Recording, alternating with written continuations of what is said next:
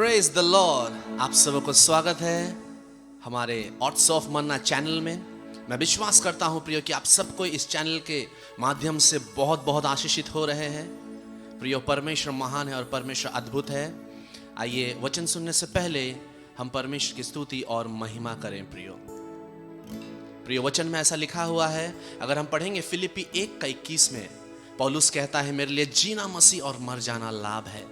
ओ निश्चित तौर से प्रियो, हम जिए तो मसीह के लिए, हम कुछ भी करें उस मसीह के लिए। और पौलुस तो कहता है कि मेरे लिए मर जाना भी लाभ है। प्रियो आइए इस गीत के जरिए परमेश्वर की महिमा करें।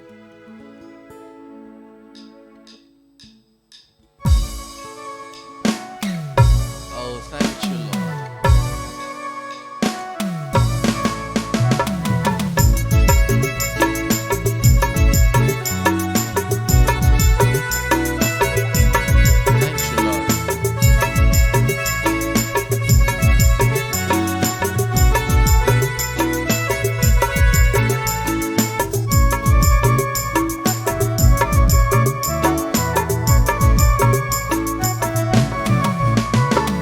कहियो नी भुलाबो रे यीशु, हाय तोर प्यार के यीशु, हाय तोर प्यार के। कहियो नी भुलाबो रे यीशु, हाय तोर प्यार के यीशु, हाय तोर प्यार के। चाहे मोर जान चली जाए रे, चाहे ज़माना छूट जाए, चाहे मोर जान चली जाए रे, चाहे ज़माना छूट जाए। कहियो नी भुलाबो रे यीशु, हाय तोर प्यार के यीशु, हाय तोर प्यार के। कहियो नी भुलाबो रे यीशु, हाय तोर प्यार के यीशु, हाय तोर प्यार के।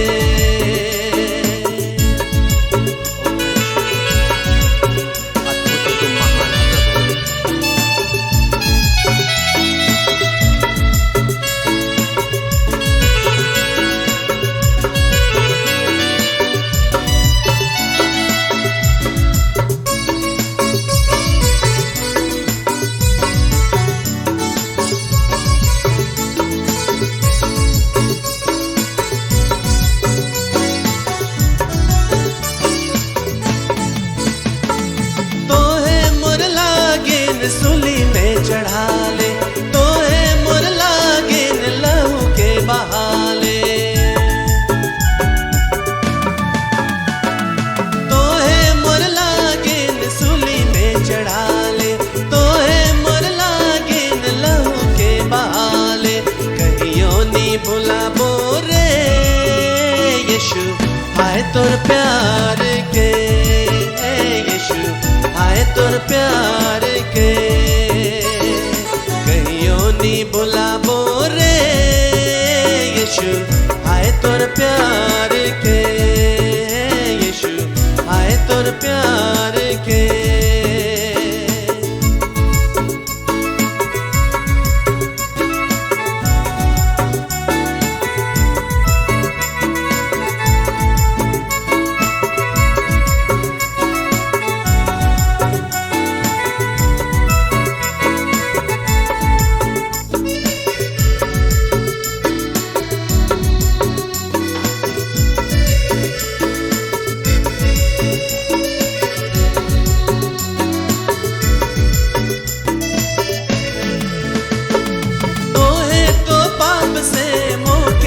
चाले तो है तो मौके डर दिखा ले, तो है तो पाप से मौके बचा ले, तो है तो मौके डर दिखा ले। कहियो नी भुलाबो रे यीशु, हाय तोर प्यार के यीशु, हाय तोर प्यार के। भुलाबो रे यीशु, हाय तोर तोर प्यार के, यीशु आए तोर प्यार के।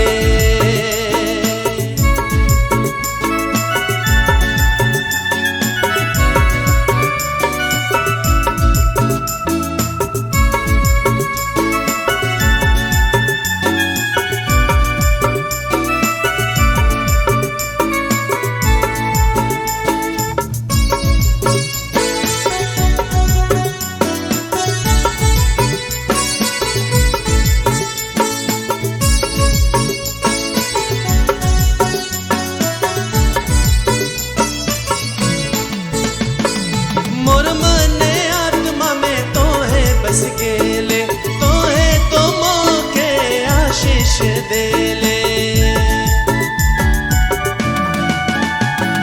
मोर मने आत्मा में तो है बस गेले, तो है तो मोके आशीष देले। कहियो नी भुलाबो रे यीशु आए तोर प्यार के, यीशु आए तोर प्यार के।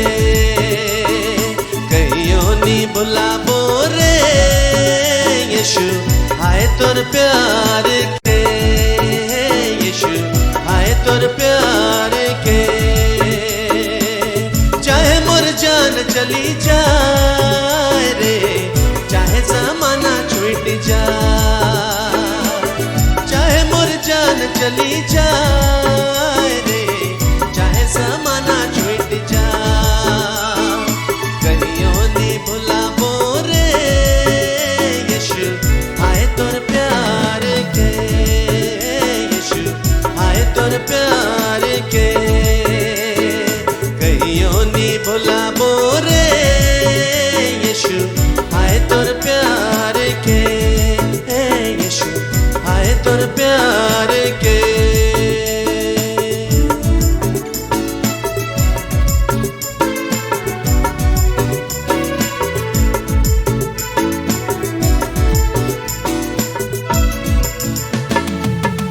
आइए हम प्रार्थना करें।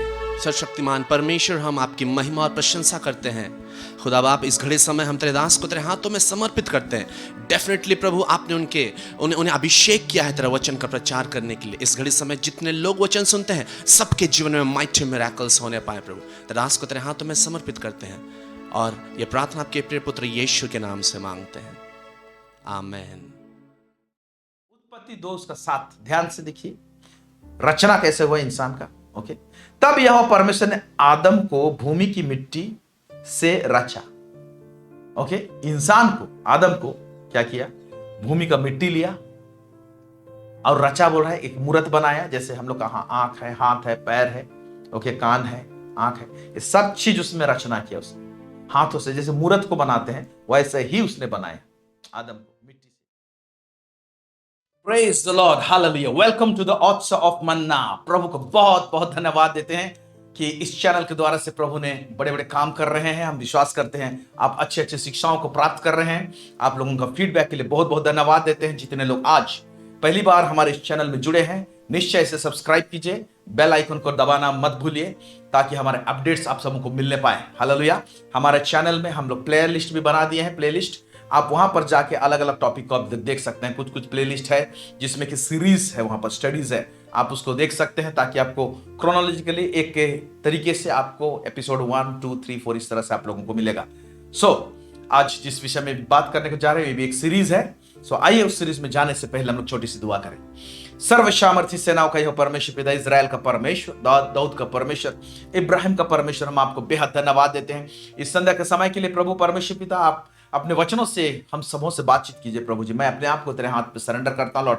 मेरे मुख से होके बोल प्रभु परमेश्वर पिता, तब ताकि लोग, प्रभु जितने लोग सुनते हैं प्रभु जी, तेरे वचन को समझने पाए, जानने पाए प्रभु परमेश्वर पिता लॉर्ड। यहोवा परमेश्वर पिता, सब बातों में आप ही को महिमा और गौरव मिले प्रभु जी। लॉर्ड गॉड ऑलमाइटी, हमसे भी बातचीत कर और अपने लोगों से बातचीत कर, कलीसिया से बातचीत कर प्रभु। यीशु मसीह के नाम से मांगते हैं, सुनिए और दया से स्वर्गराज में ग्रहण कीजिए, आमेन। जिस सीरीज में हम बात कर रहे हैं वो है विक्टोरियस लाइफ, यानी विजय जीवन। विजय जीवन के विषय में देख रहे हैं और आज हम एपिसोड 2 में जा रहे हैं। और जिस थीम में मैं बात करने जा रहा हूं वो है फॉल ऑफ मैन। हालेलुया। इंसान का गिरना, मनुष्य का गिरना, इसके विषय में हम लोग देख रहे हैं। हालेलुया। पिछले सप्ताह हम लोग और भी बातों को हम लोग देखे थे। पिछले सप्ताह जो टॉपिक था वो था मैन ऑसम क्रिएशन, इंसान जो है भयानक सृष्टि जो परमेश्वर का है उसके विषय में देखे थे। परमेश्वर ने किस तरह से इंसान को बनाया उसके विषय में हम लोग देखे थे। उस पिछले सप्ताह हम लोग देखे थे परमेश्वर अपने स्वरूप अपने समानता में कैसे बनाया, इसको देखे।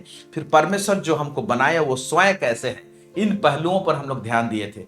और इंसान देह प्राण और आत्मा में कैसे बनाया गया है उसको हम लोग स्टडी किए थे, देखे थे। बीच बीच में एक पिक्चर आएगा और इसको हमने डिजाइन करने के लिए दिया था। डिजाइन करने वाले भाई के लिए भी धन्यवाद देते हैं, ताकि आप इस पिक्चर्स के द्वारा से, इस फोटो के द्वारा से आप कुछ चीज को मैं जब समझाऊंगा पूरे सीरीज में तो आपको समझ में आएगा।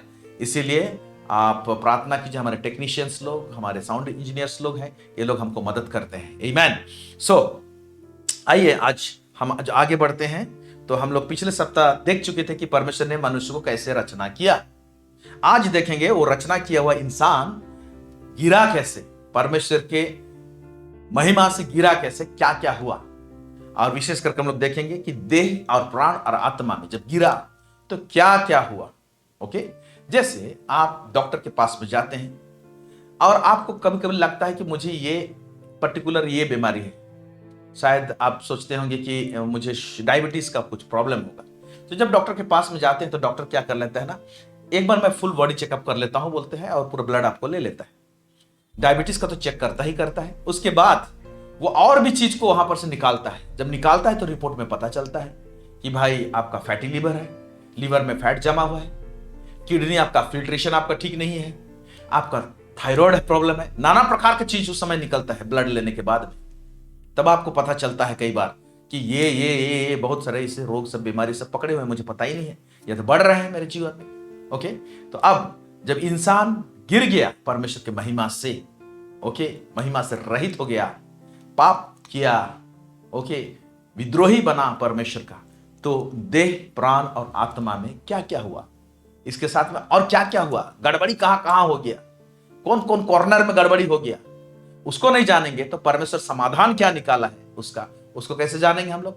और समाधान को जानने से पहले गड़बड़ी क्या हुआ है उसको जानना जरूरी है। तो क्या समाधान किया है उसको नेक्स्ट हम लोग आने वाले दिनों में देखेंगे। आज इंसान गिरा किसे, पाप में, और क्या हुआ उसको देखेंगे। तो शुरू करेंगे हम यहां से, हालेलुया, कि परमेश्वर ने, जैसा कि मैंने कहा,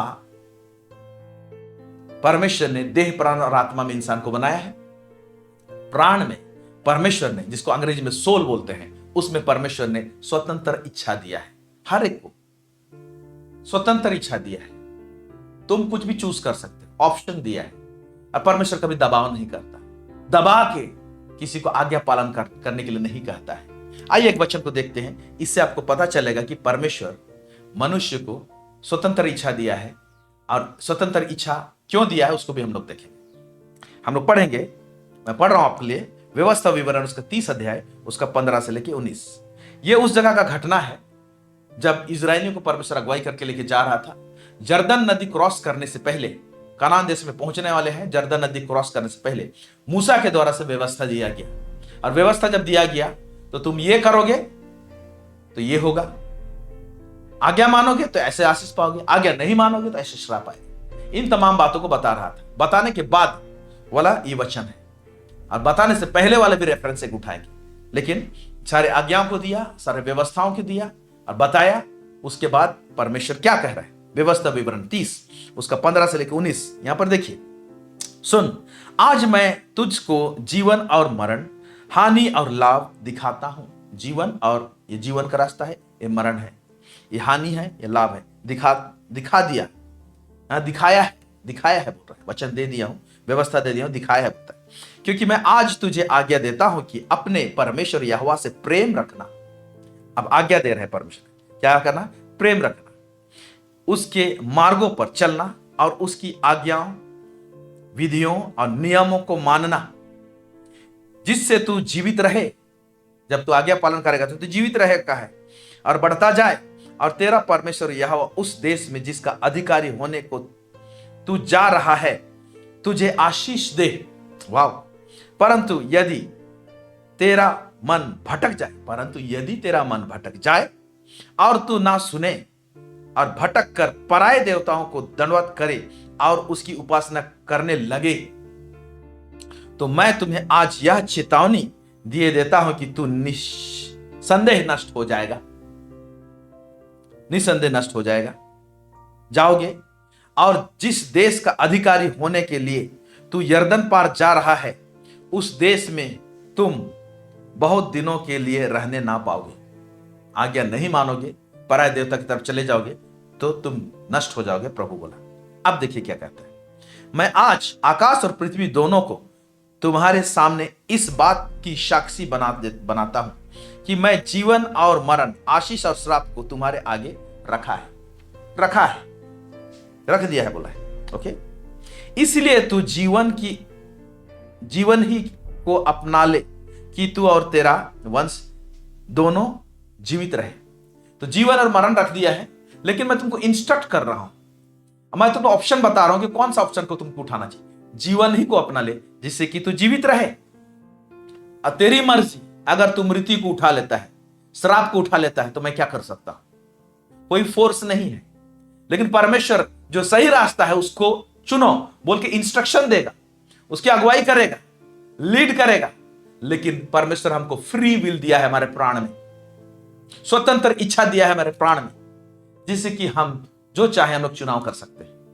अब ये तो व्यवस्था देने के बाद इस तरह से बोला, व्यवस्था देने से पहले इसी बुक में व्यवस्था विवरण 11 अध्याय 26 से 28 में और क्लियर दिया है। देखिए, व्यवस्था विवरण 11 अध्याय 26 से लेकर 28। सुनो, मैं आज के दिन तुम्हारे आगे आशीष और श्राप दोनों रख दिया है, अर्थात यदि तुम, देखिए क्या लिख रहा है, यदि तुम अपने परमेश्वर यहोवा की इन आज्ञाओं को जो मैं आज तुम्हें सुनाता हूं मानो, तो तुम पर आशीष होगी, यदि तुम, तेरी मर्जी।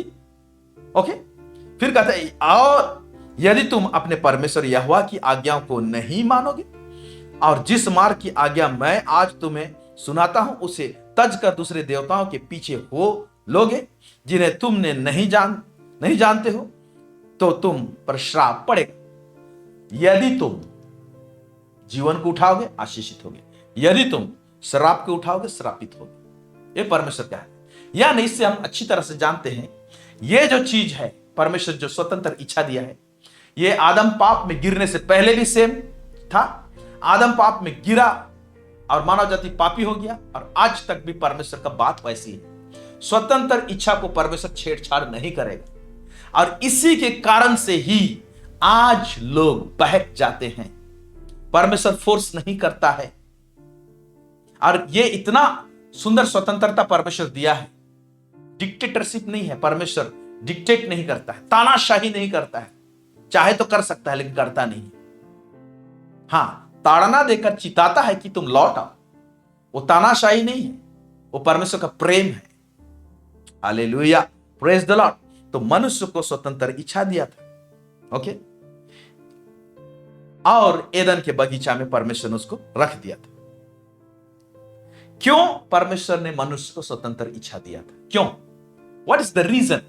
कारण क्या है स्वतंत्र इच्छा दिया था? पहला तो परमेश्वर को अगर स्वतंत्र इच्छा नहीं दिया रहता तो एक इंसान, मशीन जो रहता है उस तरह से काम करता, रोबोट होता है उस तरह से काम करता, उसको प्रोग्रामिंग कर दिया गया, उसका अपना कुछ इच्छा नहीं, प्रोग्रामिंग के अनुसार चलते हैं। और हम लोग मशीन नहीं है, हम लोग इंसान हैं, हमको स्वतंत्र इच्छा दिया है। दूसरा, परमेश्वर जो है वो कहता है परमेश्वर प्रेम है। ओके, परमेश्वर प्रेम है, और परमेश्वर जब प्रेम है वो चाहता है कि मनुष्य उसको स्वतंत्र रूप से प्रेम करे, दबा के प्रेम ना किया जाए। उसको दबा के, प्रेशराइज करके परमेश्वर नहीं चाहता कि हमको प्रेशर डाले और हम उसको प्रेम करें। वो प्रेम नहीं कहलाता है, वो प्रेम नहीं कहलाता है। तो परमेश्वर स्वतंत्र इच्छा इसलिए दिया कि स्वतंत्र भाव से हम उसके आज्ञा माने, तब उसका मतलब होता है रियली हम उसको प्रेम करते हैं। देखिए क्या कहता है वचन, स्वतंत्र इच्छा के कारण से ही हम लोग प्रेम को प्रदर्शित कर सकते हैं सही रूप में, सही मायने में। यूहन्ना 14 उसका 15 कहता है, यदि तुम मुझसे प्रेम रखते हो, यदि तुम मुझसे प्रेम रखते हो तो मेरी आज्ञाओं को मानोगे। यदि तुम मुझसे प्रेम रखते हो तो मेरी आज्ञाओं को मानोगे। ओके, और नहीं रखते तो नहीं मानोगे। आपकी मर्जी तुमको मानना है कि नहीं मानना है, लेकिन मानोगे तो तुम आशीषित होगे। और नहीं मानोगे तो श्रापित होगे। जीवन तुम्हारे सामने रख दिया गया है, मृत्यु तुम्हारे सामने रख दिया है, आशीष तुम्हारे सामने रख दिया है, श्राप तुम्हारे सामने रख दिया गया। हालेलुया। इसीलिए परमेश्वर ने मनुष्य को स्वतंत्र इच्छा दिया, और ये स्वतंत्र इच्छा कहां पर वास करता है? प्राण में, अंग्रेजी में सोल में वास करता है, प्राण में वास करता है। प्रेज गॉड, हालेलुया, आमेन। सो परमेश्वर का आज्ञा मानना स्वतंत्र रूप से ये परमेश्वर को प्रेम करते हैं, उसको प्रदर्शित करता है। तो परमेश्वर ने मनुष्य को कौन सा आज्ञा दिया था? एदन के बगीचा में। चलिए वहां से देखते हैं, वहां से शुरू करते हैं। परमेश्वर ने कौन सा आज्ञा दिया था? उत्पत्ति 2 उसका 8 से लेके 9 यहां पर हम देखेंगे। और यह परमेश्वर ने पूर्व की ओर एदन में एक वाटिका लगाई। पूर्व की ओर एदन में वाटिका लगाई। एदन एक ऐसा वातावरण है, एक एनवायरमेंट है, एक लोकेशन है पृथ्वी में, उसमें परमेश्वर का स्वर्गीय असर उस जगह में था, उसमें वाटिका को लगाए। एदन में एक वाटिका लगाई। एदन बड़ा एरिया है, उसमें एक वाटिका है, उस वातावरण में उस वाटिका को लगाया, और उस स्वर्गीय वातावरण, ओके, स्वर्गीय असर उस जगह में पाया जाता था। अब मनुष्य को उसमें डाल दिया, और वहां आदम को, जिसे उसने रचा था, रख दिया। ये तुम्हारा एड्रेस है, यहां स्वर्गीय असर है, यहीं रहो। और यह परमेश्वर ने भूमि से के सब भांति के वृक्ष जो देखने में मनोहर और जिनके फल खाने में अच्छे हैं उगाए, और वाटिका के बीच में जीवन के वृक्ष को, वाटिका के बीच में जीवन के वृक्ष को और भले या बुरे के ज्ञान के वृक्ष को भी लगाया। जीवन के वृक्ष को और भले और बुरे के ज्ञान के वृक्ष को भी लगाया। 2 वृक्ष है। अब आज्ञा क्या है? उत्पत्ति 2 उसका 16 से लेकर 17। और यह परमेश्वर ने आदम को यह आज्ञा दी। अभी देखिए आगे आ रहा है, और इसी एक आज्ञा से परमेश्वर चेक कर रहा है कि आदम मुझको प्यार करता है कि नहीं करता है। आदम और हवा मुझे प्यार करते हैं कि नहीं करते, मेरे अधीन में है कि नहीं है, मेरा अधीनता को स्वीकार करते हैं कि नहीं, अपने आप को मेरे सामने दीन रूप से रखते हैं कि नहीं। आज्ञा दी, तू वाटिका के वृक्ष, सब वृक्षों का फल बिना खटके खा सकता है, पर भले या बुरे के ज्ञान का जो वृक्ष है उसका फल तू कभी ना खाना। यह आज्ञा है, भले और बुरे का ज्ञान का वृक्ष का फल तुम कभी नहीं खाना। और क्या कह दिया? और खाओगे तो, तुम अगर ऑप्शन चूज करते हो, खा लेते हो, मत खाना बोला है, तुम्हारी मर्जी। अगर तुम खा लेते हो तो उसका कॉन्सिक्वेंस, उसका रिजल्ट क्या होगा? कहता है, क्योंकि जिस दिन तू उसका फल खाएगा उसी दिन अवश्य मर जाएगा। जिस दिन तू उसका फल खाएगा अवश्य मर जाएगा। ओके, इसी जगह में मैं एक इंपॉर्टेंट चीज को भी बता रहा हूं, ताकि नेक्स्ट एपिसोड्स जब आएंगे तो काम आ सकती है, इसलिए पहले मैं बता दे रहा हूं। जब परमेश्वर ने कहा जिस दिन तुम उसका फल खाओगे उसी दिन मर जाओगे, जब परमेश्वर ने यह कहा तो परमेश्वर ने एक चीज को पैदा किया, मृत्यु को पैदा किया। बोला तो मृत्यु को, क्योंकि मरेगा तो मृत्यु उसके जीवन में आना चाहिए ना। मृत्यु भी पैदा हुआ उस दिन, ओके, बोलने के द्वारा से परमेश्वर जब ऐसा आज्ञा दिया तो मृत्यु को भी पैदा किया। मृत्यु एक आत्मा है, ओके, और मृत्यु को आप दुष्ट आत्मा ऐसे मत बोलिएगा। मृत्यु को परमेश्वर ने कुछ बनाना पड़ा ना, अगर खाएगा तो तू उस दिन मर जाएगा बोला, लेकिन शारीरिक रूप से मारने के लिए मृत्यु को नहीं बनाया था। एक टाइम आएगा वो मृत्यु को चखेगा इंसान, और उस समय मृत्यु का आत्मा को जरूरत पड़ेगा। मृत्यु का आत्मा का और भी फंक्शन है, उसका काम है, उसको बाद में देखेंगे। क्योंकि जिस दिन तू उसका फल खाएगा उसी दिन अवश्य मर जाएगा। सो डेथ जो है, मृत्यु है, ये एक व्यक्ति है, ओके, और इसीलिए इस आत्मा को एक दिन परमेश्वर आग के झील में डालना चाह रहे हैं। आइए कुछ रेफरेंस को देखेंगे। लेकिन जब परमेश्वर ने मृत्यु को जब बनाया तब उस मृत्यु का डंक नहीं था। मृत्यु को बनाया लेकिन आदम और हवा को मार नहीं सकता था, क्योंकि उसका डंक नहीं था। ओके, डंक कब निकला उसको मैं बात बताऊं, चलो बता देता हूं। मृत्यु को बना तो दिया लेकिन डंक नहीं था। जैसे इंसान ने पाप किया डंक निकल आया, और डंक मारने लगा, मतलब तो वो मृत्यु वो आत्मा को लेके जाएगा। ओके, सो देखिए पहला कोरिन्थी, मैं आत्मा है बोलकर प्रूफ कर रहा हूं, वचन वो क्या बोलता है। पहला कोरिन्थी 15 उसका 26 क्या कहता है? सबसे अंतिम बैरी जो नष्ट किया जाएगा वह मृत्यु है। अंतिम बैरी, अब देख रहे हैं, यानी एक आत्मा है, नष्ट किया जाएगा, वह मृत्यु है बोल रहे हैं। प्रकाशित वाक्य 20 उसका 14 में कैसे नष्ट करेगा? अब देखिए, मृत्यु और अधोलोक, अधोलोक के विषय में नहीं बता रहा हूं, अभी सिर्फ मृत्यु को विषय में बता रहा हूं। मृत्यु और अधोलोक आग की झील में डाले गए। यह आग की झील दूसरी मृत्यु है। इसका मतलब पहला मृत्यु क्या है उसको भी देखेंगे हम लोग। यह दूसरी मृत्यु है। ओके, बोलते मृत्यु और अधोलोक आग की झील में डाले गए। यह आग की झील दूसरी मृत्यु है। यह आग की झील दूसरी मृत्यु है, किसके लिए है? पहली मृत्यु क्या है उसको भी देखेंगे। अगर अभी आएगा दिल में बात तो यहां पर बताएंगे, नहीं तो नेक्स्ट एपिसोड सब में हम बताएंगे। अब जब परमेश्वर ने कहा इंसान को जिस दिन तू फल को खाएगा तू मर जाएगा, तो मर जाने का तात्पर्य परमेश्वर ने क्या रखा? मर जाने का तात्पर्य परमेश्वर का क्या है, मतलब क्या है? मर जाने का मतलब क्या है? ये संदर्भ सबको देखिए। ओके, ये संदर्भ सब है, मर जाना मतलब ये संदर्भ है परमेश्वर। क्योंकि परमेश्वर के राज के विषय में मैंने सीरीज चलाया है, बताया है, और अच्छी तरह से मैं आप लोगों को बताया हूं। जो लोग उन 2 साल पहले जो सीरीज चला था पर परमेश्वर के राज के विषय मैंने जो बताया था, तो इंसान को परमेश्वर बनाने के बाद इस धरती में रखा और मैंने कहा उनको राज्य दिया था। मैंने स्वर्गीय असर में रखा था, स्वर्गीय असर में उनको रखा था। परमेश्वर का राज उनको दिया गया था। ओके, उनको एक किंगडम दिया गया था, अधिकार दिया गया था, उस असर में थे। तो मृत्यु का मतलब मर जाओगे, मतलब तुमको राज्य जो दिया गया है वो राज्य तुमसे छीन लिया जाएगा या बैक चला जाएगा स्वर्ग में। मृत्यु का ये पहला क्या बोलेंगे, ये पहलू है। दूसरा, मृत्यु का मतलब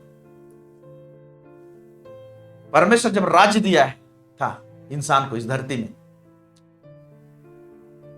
भजन संहिता उसका 115 उसका 15-16 में लिखा हुआ है, स्पेशली 16 में लिखा हुआ है, स्वर्ग तो यहोवा का है और मनुष्य को परमेश्वर ने धरती को मनुष्य को दिया है।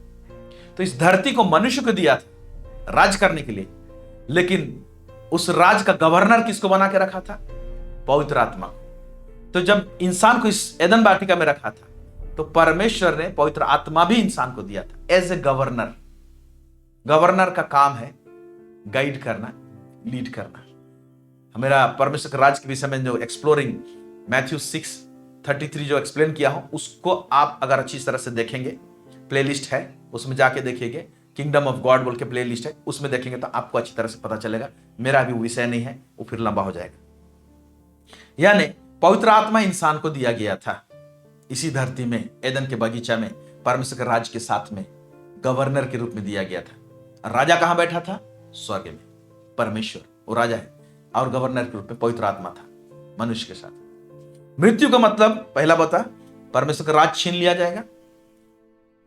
दूसरा, गवर्नर यानी पवित्र आत्मा वो आपको छोड़ के चला जाएगा। तीसरा, परमेश्वर की हुजूरी, उसकी उपस्थिति से तुम अलग किए जाओगे। फिर चौथा, तुम्हारा देह और तुम्हारा प्राण और आत्मा में ओरिजिनलिटी जो रहता है वो सब चला जाएगा। इंसान को देह प्राण आत्मा का जो सार है, ओके, उसका जो सुगंध है ना, वो गड़बड़ा जाएगा, वो चला जाएगा, कुछ भी नहीं रहेगा। तुम्हारा देह प्राण आत्मा में तीनों जरिया में गड़बड़ाएगा, तुम्हारा वो सार नहीं रहेगा, वो सुगंध नहीं रहेगा। मृत्यु का ये सारे चीज है, इसको देख लीजिएगा, फिर से सुन लीजिएगा आप लोग। मृत्यु कहने का मतलब ये सारा चीज को लेके ये मृत्यु है, कोई जिंदगी नहीं, कोई जीवन नहीं, यह है मृत्यु। Hallelujah, praise God. अब इंसान पाप में गिरा, क्या कैसे हुआ? पाप में तो गिरा, कैसे गिरा? ओके, एदन बगीचा में हुआ क्या? तो एदन बगीचा में आदम और हवा है। परमेश्वर ठंडे समय में आता था, दिन के ठंडे समय में बातचीत करता था। परमेश्वर से बात करने में कोई रुकावट नहीं था। बातचीत करना या तो फेलोशिप रखना, सहभागिता रखना में किसी प्रकार का कोई रुकावट नहीं था। जब चाहते थे फेलोशिप रखते थे, वो परमेश्वर की उपस्थिति में ही थे। परमेश्वर के साथ सहभागिता में ही रहते थे वो लोग। एदन और हवा, सॉरी आदम और हवा। ओके, अब यहां पर एंट्री मारता है शैतान सांप के थ्रू से। ओके, अब क्या होता है, उत्पत्ति उसका 3 उसका 1 से लेकर 7 पढ़ रहा हूं आपके लिए। यहोवा परमेश्वर ने जितने बनाएली पशु बनाए थे उन सब में सर्प धूर्त था। उसने स्त्री से कहा, सांप बात कर रहा है स्त्री से, कैसे बात किया मुझे नहीं मालूम, लेकिन बात किया लिखा हुआ। क्या सच है कि परमेश्वर ने कहा तुम इस वाटिका के किसी भी वृक्ष का फल ना खाना? क्या सच है ऐसे? देखो, शैतान बड़ा तरकीब से बात करता है, आज भी वो तरकीब से बात करता है, तरकीब से विचार डालता है, तरकीब से चीज दिखाता है। बहुत सावधान रहना चाहिए। ओके, क्या सच है कि परमेश्वर ने कहा तुम इस वाटिका के किसी भी वृक्ष का फल ना खाना? स्त्री ने सर्प से कहा, इस वाटिका के वृक्षों के फल हम खा सकते हैं, पर जो वृक्ष वाटिका के बीच में है इसके फल के विषय में परमेश्वर ने कहा है कि ना तो तुम उसको खाना और ना उसको छूना, नहीं तो मर जाओगे। अब जब शैतान बात करेगा, बात करते समय में प्रभु का कहा हुआ बात को थोड़ा सा मिक्स कर देंगे तो वहीं पर आपको फंसाने की कोशिश करेगा। परमेश्वर ने नहीं छूना नहीं बोला था, मत खाना बोला था, और इसने हवा ने बात करते समय में एक चीज को साथ में जोड़ दिया, उसमें ना तो खाना और ना छूना। ओके, तो कैसा हुआ होगा? तब सर्प ने स्त्री से कहा, तुम निश्चय ना मरोगे। बिल्कुल नहीं मारोगे। परमेश्वर कुछ कहता है, एकदम उसका ऑपोजिट में शैतान बात करता है, तुम निश्चय ना मर जाओगे। तब सर्प ने स्त्री से कहा, तुम निश्चय ना मरोगे, वरन परमेश्वर आप जानता है कि जिस दिन तुम उसका फल खाओगे उसी दिन तुम्हारी आंखें खुल जाएगी और तुम भले बुरे का ज्ञान पाकर परमेश्वर के तुल्य हो जाओगे। परमेश्वर जानता है जिस दिन तुम फल खाओगे ना, उस दिन तुम्हारी आंखें खुल जाएगी और भले बुरे का ज्ञान पाकर परमेश्वर के तुल्य हो जाओगे, बोलता है। रॉन्ग इंफॉर्मेशन है शैतान का काम करना, उसको ठगने का काम है, और ऐसे ही बात करता है। तब जब स्त्री ने देखा कि उस वृक्ष का फल खाने के लिए अच्छा है, स्त्री और पुरुष आदम और हवा क्या ये वृक्ष को नहीं देखे क्या थे? क्या इर्द गिर्द कभी नहीं गए थे क्या? देखे थे, लेकिन उस दिन उसका टॉपिक जब छिड़ा तो बड़े ध्यान से देखने लगे। अब देखिए, पाप में गिरे उसका शुरुआत कहां से हो रहा है? आंख से हो रहा है। इस आंख के विषय में नीचे भी देखेंगे हम लोग। जब स्त्री ने देखा कि उस वृक्ष का फल खाने के लिए अच्छा और देखने में मनभाऊ और बुद्धि देने के लिए चाहने योग्य भी है, तब उसे उसमें से तोड़कर खाया और अपने पति को भी दिया और उसने भी खाया। आप देख रहे हैं कि हवा कैसे बहकावे में आई और उसने देखा, उसको लगा खाने से अच्छा होता। शैतान और एक चीज ठगा, तुम परमेश्वर के तुल्य हो जाओगे, परमेश्वर के जैसा हो जाओगे। अरे परमेश्वर तो अपने जैसा ही बनाया है उनको। यानी शैतान ठगता कहां पर है? परमेश्वर उनको अपना ही आइडेंटिटी दिया है, अपने समान अपने स्वरूप में बनाया है, लेकिन जब हम लोग अपना आइडेंटिटी को, हमारा पहचान को नहीं जानते, आज भी यीशु मसीह में हमारा पहचान क्या है उसको शैतान गड़बड़ करने को, तेरा पहचान ये नहीं है। हमारा मसीह यीशु में क्या पहचान है ना, उसको गड़बड़ करना चाहेगा, मिस इंफॉर्मेशन देना चाहेगा। कौन? शैतान। यहां पर भी मिस इंफॉर्मेशन दिया है, तुम परमेश्वर जैसा हो जाएगा, उसके तुल्य हो जाएगा। ऑलरेडी थे लोग, अपने जैसा बनाया था। तो जब आइडेंटिटी को हम लोग नहीं पहचानते हैं तो हम लोग क्या करते हैं ना, बहकते हैं। तब उन दोनों की आंखें खुल गई और उनको मालूम हुआ कि वे नंगे हैं। इसलिए उन्होंने अंजीर के पत्ते जोड़ जोड़ कर लंगोट बना ली। जैसे उन्होंने फल खाया, परमेश्वर का आज्ञा को उल्लंघन किया, उनकी आंखें खुल गई। तो इनकी आंखें क्या बंद थी पहले? इनकी आंखें जब पाप नहीं किए थे तो स्पिरिचुअल आइज इनका एक्टिवेटेड फॉर्म में था। जो आंख से आत्मिक जगत के बातों को देखते थे, स्वर्गीय बातों को देखते थे, वो बंद हो गया और उनका शरीर का आंख खुल गया और तब शरीर को देखने लगे। और ये लोग नंगे हैं कैसे पता चला? इससे पहले तो कपड़े नहीं पहने थे। तो कौन सा कपड़ा था? परमेश्वर का महिमा, जो उसका प्रकाश है, उसका लाइट, उसके कपड़े में थे। जब लाइट चला जाएगा, ओके, तो लाइट का कपड़ा जब निकल गया और ये आंख खुल गया, तो देख रहे हैं कि ये लोग नंगे हैं, तब अपने आप को छुपाने लगे। ओके, सो पहला जब ये लोग गिरे पाप में, तो उनका ये आंख खुल गया, और जब ये आंख खुल गया, उसी समय में इंसान के अंदर में एक चीज इंजेक्ट हुआ, इंड्यूस हुआ बोल सकते हैं, इंजेक्ट हुआ, घुसा इंसान के अंदर। जैसे आंखें खुली और वहां से घुसा। शरीर का दिया आंख है बोलता है, अगर ये आंख फोकस्ड रहेगा तो पूरा शरीर लाइटेड रहेगा बोल के बोला है। मत्ती 5 आई थिंक 6-7 आसपास में कहीं पर लिखा होगा, चेक कर लीजिएगा, आप देख लीजिएगा। अब देखिए, जब इनकी ये आंखें खुल गई, ओके, पाप के शरीर की आंखें खुल गई, तो उसी समय उनके अंदर में एक चीज इंजेक्ट हुआ। क्या चीज इंजेक्ट हुआ? देखिए, इंसान गिर कैसे रहा है, गिरने में क्या हो रहा है उसको, ओके, मरने के विषय में मर जाओगे बोला तो उसका मतलब ऊपर संदर्भ बता दिया। इंसान जब पाप में गिरा तो क्या क्या गड़बड़ी हो गया उसके अंदर। देखिए, पहला जो है ना, उसका 2, उसका 15 से 16, तुम ना तो संसार और ना संसार की किसी वस्तुओं से प्रेम रखो। तो शैतान का इच्छा रहता है संसार को दिखाए, ताकि आप और हम संसार से प्रेम करें। यीशु मसीह का भी परीक्षा जब किया शैतान ने, तो पूरा पृथ्वी को दिखाया और बोला, मुझे दंडवत करोगे तो सब कुछ तुमको दे दूंगा। उसको विवाह को दिखाया। ओके, तो ये देखिए, संसार और ना संसार की वस्तुओं से प्रेम रखो,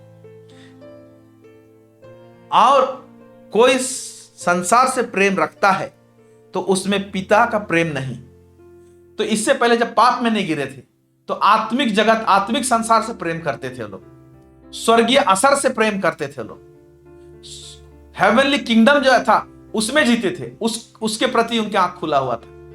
लेकिन जब पाप भी गिरे, तो हेवनली किंगडम को तो परमेश्वर ने उठा लिया, उसका जो वातावरण था, स्वर्गीय वातावरण, उसको उठा लिया, और अर्थली किंगडम, ये पृथ्वी के ऊपर में नजर चला गया।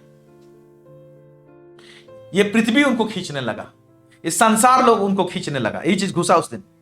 यदि कोई संसार से प्रेम रखता है तो उसमें पिता का प्रेम नहीं, क्योंकि जो कुछ संसार में है, अर्थात शरीर की अभिलाषा और आंखों की अभिलाषा और जीविका का घमंड, वह पिता की ओर से, देखिए क्या क्या चीज घुसा उसमें, शरीर की अभिलाषा एक्टिवेट हो गई, शरीर की अभिलाषा, आंखों की अभिलाषा और जीविका का घमंड। ये चीज परमेश्वर के पिता की ओर से नहीं है, ये चीज इंसान के अंदर में आ गया है। ये सब अभिलाषा आए जब इंसान गिरा, वह पिता की ओर से नहीं परंतु संसार की ओर से है। तो ये चीज अभिलाषा घुस गया, ताकि इंसान इस अभिलाषा में जिए और परमेश्वर पिता को प्रेम ना करे। ये था। और क्या हुआ देखते हैं, चलिए देखते हैं और क्या हुआ। उत्पत्ति 3:8 से लेकर 10, ध्यान दीजिएगा, इंपॉर्टेंट बात सबको बता रहा हूं। इंसान कहां कहां गड़बड़ाया है उसे बता रहा हूं। अभी गिर गया तो क्या क्या, आंखों की अभिलाषा, शरीर की अभिलाषा, जीविका का घमंड एक्टिवेट हो गया उनके अंदर। और क्या हुआ? उत्पत्ति 3 उसका 8 से लेकर 10, तब यह परमेश्वर जो दिन के ठंडे समय वाटिका के में फिरता था का शब्द उनको सुनाई दिया, तब आदम और उसकी पत्नी वाटिका के वृक्ष के बीच यहोवा परमेश्वर से छिप गए। तब यहोवा परमेश्वर ने पुकार कर आदम से पूछा, तू कहां है? आदम तू कहां है? उसने कहा, मैं तेरा शब्द बारी में सुनकर डर गया और मैं नंगा था, क्योंकि मैं नंगा था इसलिए छिप गया। देखिए, यहां बड़ा इंपॉर्टेंट चीज है। इंसान जब पाप में गिरा, परमेश्वर के महिमा से रहित हो गया, तो इंसान के अंदर में परमेश्वर को खोजने का लियाकत अब नहीं रहा।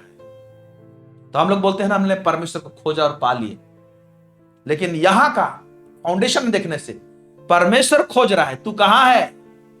परमेश्वर को मालूम है झाड़ी के पीछे छुपा है, लेकिन ये भी आवाज में एक खोज देखिए, परमेश्वर खोज दिया। मैं अपोस्टल अंकित का मैसेज सुन रहा था, वो कह रहा था बताते बताते, मैं परमेश्वर को पा लिया। फिर बोलता है, ना ना ना ना, मैं गलत बोल रहा हूं, मैं परमेश्वर को नहीं पाया, परमेश्वर ने मुझे पा लिया, क्योंकि उसने मुझे खोजा, है ना, मैंने तुम्हें चुना है। मैंने तुम्हें बुलाया। आप देख रहे हैं। तो आज आप और हम परमेश्वर राज्य में पाए जाते हैं ना, इसमें हमारा कोई योग्यता नहीं, हमारा कोई पावर नहीं। परमेश्वर अपने अनुग्रह करके उसने खोज लिया, पा लिया है। Hallelujah, praise the Lord. कितना इंपॉर्टेंट है आप। तो यहां पर देखिए, तू कहां है? परमेश्वर खोज रहा है इंसान को। इंसान तो छुप रहा था। हे परमेश्वर, हम लोग ऐसे भूल कर गए, अब कैसे हम लोग, कुछ नहीं बोल रहा है परमेश्वर। परमेश्वर उल्टा खोज रहा है इसको, तू कहां है? ये पहला चीज। तो परमेश्वर हमको खोजता है। अगर आप परमेश्वर के राज में आए तो परमेश्वर ने खोज के आपको पाया है। इसलिए धन्यवाद दीजिए प्रभु को। आप बहुत कीमती व्यक्ति हैं, आप बहुत आशीषित व्यक्ति हैं कि परमेश्वर ने आपको खोजा और पा लिया है। आमीन, हालेलुया। उसने कहा, मैं तेरा शब्द बारी में सुनकर डर गया। ओके, सो उस दिन और क्या गड़बड़ी हुआ? इंसान के अंदर में उस दिन डर पैदा हुआ। ओके, डर क्या है? विश्वास का ऑपोजिट डर है। Fear, opposite of faith. Okay, डर जो है विश्वास का ऑपोजिट है, ओपोनेंट है। ओके, और फेथ क्या है? विश्वास क्या है? धर्मी जन का ईंधन है। गाड़ी के लिए पेट्रोल चाहिए ना, उसी तरह से धर्मी जन के लिए क्या चाहिए? फेथ चाहिए, ईंधन के रूप में। इसीलिए वचन कहता है रोमी उसका 1:17, क्योंकि उसमें परमेश्वर की धार्मिकता विश्वास से और विश्वास के लिए प्रकट होती है, जैसा लिखा है, विश्वास से धर्मी जन जीवित रहेगा। अपने जीवन की गाड़ी को कैसे चलाएगा धर्मी जन? विश्वास से जीवित रहेगा, विश्वास से चलाएगा। ओके, धर्मी जन के लिए का ईंधन जो है विश्वास है, और विश्वास का ऑपोजिट क्या है? डर है। आप देख रहे हैं। तो इंसान के अंदर डर आ गया, तो परमेश्वर को अब मेहनत करना है, डर को भगाना है और विश्वास को स्थापित करना है। और जब विश्वास स्थापित होता है तो धर्मी जन जीवित रहता है। Praise God. तो डर घुस गया, आंखों की अभिलाषा घुस गई, जीविका का घमंड घुस गया। ये सब चीज इंसान के अंदर में आ गई, डर भी आ गया। तो परमेश्वर को अभी ये सारा एरिया को ठीक ठीक ठीक ठीक ठीक ठीक करना पड़ेगा। और कैसे किया है आने वाले एपिसोड में हम लोग देखेंगे। आमीन। ताकि आप और हम एक विक्टोरियस क्रिश्चियन लाइफ को हम लोग जीने पाएंगे, एक विजय जीवन को जीने पाएंगे। ठीक है, अब ये सब तो हुआ। अब देह, प्राण और आत्मा में क्या क्या हुआ इंडिविजुअली, इन तीनों एरिया में और क्या क्या गड़बड़ हुआ, इसको भी चलिए देखते हैं। पहला, शरीर में क्या गड़बड़ाया, शरीर में क्या हुआ। ओके, इसको तो जानना पड़ेगा ना। आइए देखते हैं। रोमी उसका 6 उसका 12 इसमें लिखा हुआ है, इसलिए पाप तुम्हारे नाश्वर शरीर में राज ना करे कि तुम उसकी लालसाओं के अधीन रहो। इस वचन से हम ये जानने पाते हैं कि शरीर में पाप बस गया। ओके, पाप बस गया। पाप का अपना पावर है। ओके, पाप का अपना पावर है, पाप में, पाप करवाने का, पाप में गिराने का। शरीर में बस गया। और एक रेफरेंस देख रहे हैं हम लोग, देख रहे हैं कि शरीर में क्या गड़बड़ा है। रोमी उसका 7 उसका 17 से लेकर 20 मैं पढ़ रहा हूं आपके लिए। तो ऐसी दशा में उसका करने वाला मैं नहीं, वरन पाप है जो मुझ में बसा हुआ है। पाप है जो मुझ में बसा हुआ है, क्योंकि मैं जानता हूं कि मुझ में अर्थात मेरे शरीर में कोई अच्छी वस्तु वास नहीं करती। जिस दिन इंसान पाप किया तो इस शरीर में कुछ अच्छा वस्तु वास नहीं कर रहा है, वो खराब वस्तु वास कर रहा है, वो वस्तु के रूप में बोल रहा है, वो है पाप।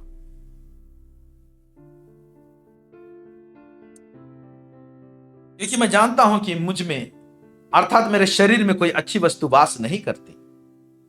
इच्छा तो मुझ में है, परंतु भले काम मुझसे बन नहीं पड़ते, क्योंकि जिस अच्छे काम का मैं इच्छा करता हूं वह तो नहीं करता, परंतु जिस बुराई की इच्छा नहीं करता वही किया करता हूं। अतः यदि मैं वही करता हूं जिसकी इच्छा नहीं करता, तो उसका करने वाला मैं नहीं, परंतु पाप जो मुझ में बसा हुआ है।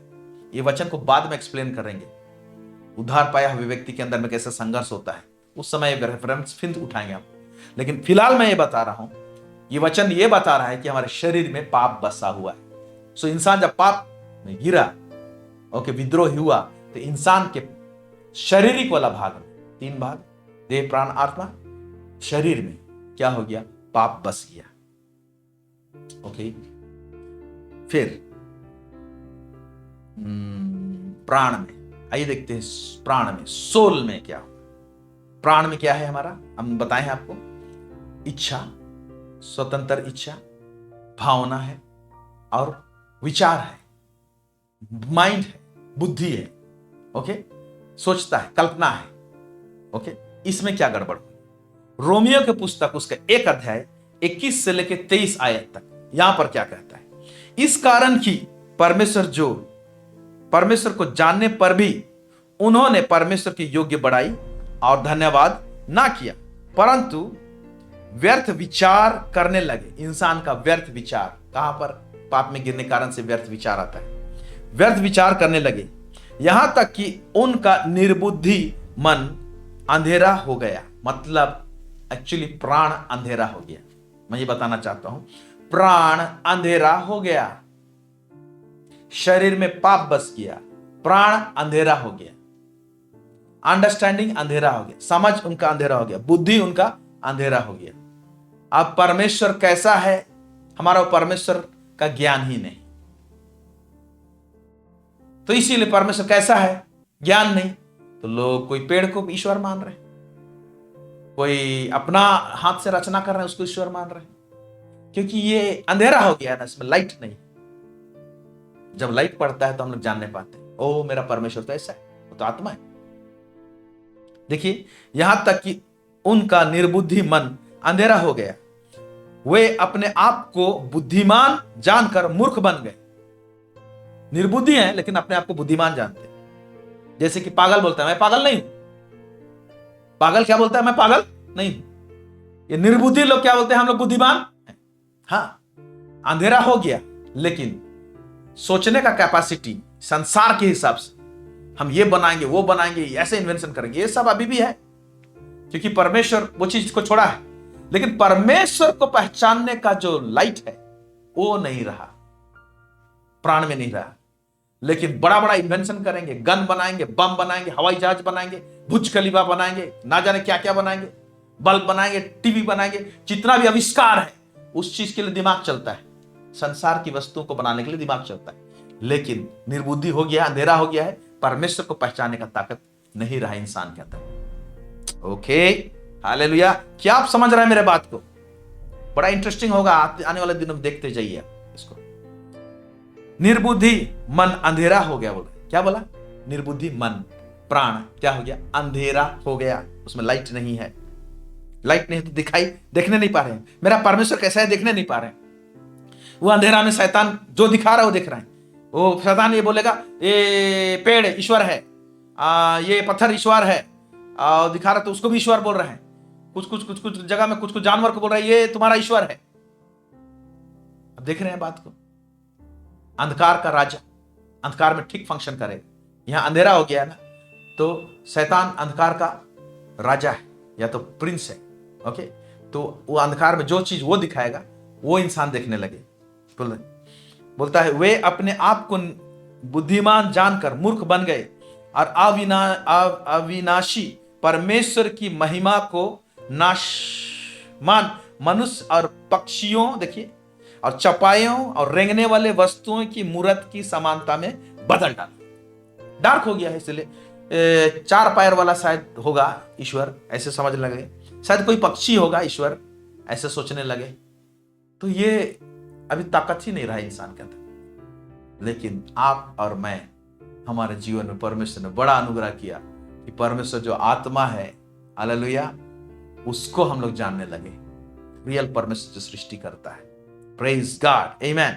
और एक वचन को देखते हैं प्राण में और क्या हुआ है। इफिसियों की पत्री उसका 4 उसका 17 से लेके 18। इसलिए मैं यह कहता हूं कि प्रभु में अनुग्रह करता हूं, सॉरी थोड़ा सा हिंदी गड़बड़ है। इसलिए मैं यह कहता हूं और प्रभु में आग्रह करता हूं कि जैसे अन्य जाति लोग अपने मन की अनर्थ रीति पर चलते हैं, मन की माने प्राण की अनर्थ रीति, इसमें अनर्थ रीति सब घुस गया उस दिन। तुम सब से फिर ऐसे ना चलो, क्योंकि उनकी बुद्धि अंधेरी हो गई है, उनकी बुद्धि अंधेरी हो गई है, और उस अज्ञानता, इसमें ज्ञान नहीं के कारण जो उसमें है, और उनके मन की कठोरता के कारण वे परमेश्वर के जीवन में से अलग किए गए हैं। तो क्या क्या हुआ प्राण में? प्राण में बुद्धि है, मन है, ओके, हमने पहले बताया है, अंधेरा हो गया, फिर कहता है कठोर हो गया। तो ये प्रॉब्लम आ गया, डिजीज प्राण में आ गया, सोल में आ गया। शरीर में क्या हुआ? पाप बस गया, बताया। प्राण क्या हो गया? अंधेरा हो गया। प्राण यानी मन, अंधेरा हो गया, कठोर हो गया, ये सब प्रॉब्लम उसमें आ गई। अब आत्मा में क्या हुआ? आत्मा का क्या हुआ? आत्मा सीधा बोलेंगे तो मर गया। परमेश्वर ने कहा था तू मर जाएगा, तो आत्मा मर गया। तो मर जाने का मतलब शॉर्ट में बता रहा हूं, होली स्पिरिट, पवित्र आत्मा मनुष्य के आत्मा को छोड़ के चला गया। ओके, चला गया, इसको मृत्यु बोलते हैं। अब ये आत्मा में परमेश्वर, ये सीट गड़बड़ा गया, इसमें पवित्र आत्मा बैठ नहीं सकता है। ओके, तो हमारा आत्मा को अभी क्या करना पड़ेगा रिवाइव करने के लिए? इसीलिए नया जन्म का बात बोलता है, न्यू क्रिएशन करना पड़ता है आत्मा को, नई सृष्टि करना पड़ता है आत्मा को। ओके, पढ़ रहा हूं आपके लिए, इफिसी 2 उसका 1 से लेकर 2। उसने तुम्हें भी जिलाया जो अपने अपराधों और पापों के कारण मरे हुए थे।